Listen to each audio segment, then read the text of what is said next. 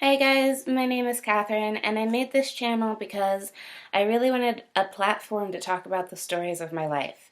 I am 22 years old, but I've gone through a lot in those 22 years, and over the next few months, I want to tell you guys all of those stories as a way to process it more, um, and maybe the experiences that I've gone through have also been experiences that you've gone through. This is going to be really different from my other YouTube channel. I'm not going to edit it, it's just going to be straight through. Um, there's not going to be any music. I really just want it to be a conversation from me to you and together with us, and I hope you can tell how absolutely confident I am about this. So, the first video that I want to make for you is a story, my story about my adoption. Now, I was born on November 22nd in 1993 to a 16-year-old named Loretta. I don't know her last name. And I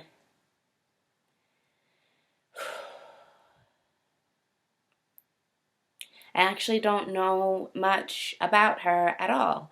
Um, she I've gotten a lot of this information from my mom. I've never met her. I don't know anything about her. But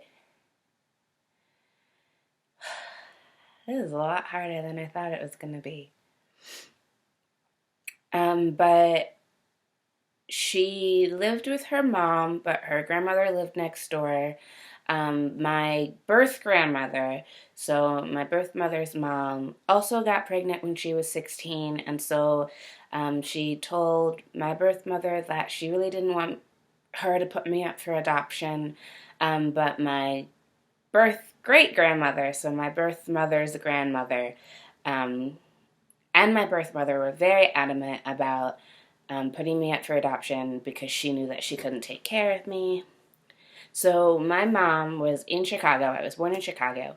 She was in Chicago because she was meeting with a different family who was going to give birth in January of 1994. um, and when she met with them, they realized that they wanted to keep the baby. So my mom was in Chicago, and her lawyer called on, I think it was a Thursday, and said, hey, there's a baby girl being born on Monday. And my mom met with my birth mother, and apparently they hit it off because here I am living with my mom. Um, Now, the hospital staff, from what my mom has told me, really wanted my birth mother to keep me. They kept telling her that she was going to regret giving me up for adoption, um, and that, if she had the right support system, she could do it. And finally, she just got so tired of hearing it that she told the hospital that she was not going to put me up for adoption. So 2 days after I was born, on that Wednesday, the 24th, she left the hospital with me, and then once she was out of the hospital, she gave me to my mom. And my mom had borrowed a baby carrier from her lawyer because she wasn't expecting to get a baby so soon. And that is kind of the story of my adoption. Um, when I was younger, tried a lot to find my birth mother, um, just because of some medical reasons. I really wanted to know how much longer I was going to be sick, and this was kind of starting in 2011.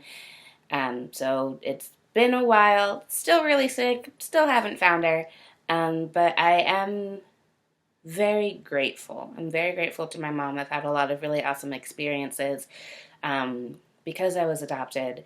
But that doesn't mean that I don't wonder. And I have encountered a few people who were adopted who love their moms and dads so, so much, but are still a little curious. I think it would have been really awesome just to have a conversation with her and figure out what was going through her head, um, how the pregnancy was. I know that I was 2 days late, And I know from my friends who were pregnant that 2 days late seems like an eternity. I just kind of want to know what's going on in our head. But um, that's the first story that I wanted to share with you guys, to give you guys a little insight about me.